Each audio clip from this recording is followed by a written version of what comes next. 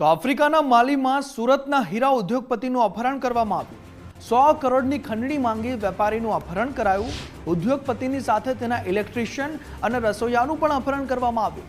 3 માસ સુધી બંધક બનાવી કરોડોની ખંડણી માંગવામાં આવી હતી।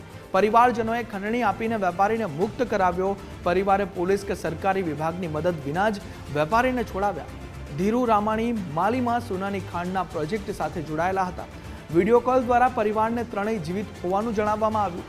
100 કરોડની માંગ સામે પરિવારને 60 કરોડ આપીને એટલે પરિવારે 100 કરોડની જે સામેથી માંગ આવી હતી તેની જગ્યાએ 60 કરોડ આપીને તેમને છોડાવ્યા છે।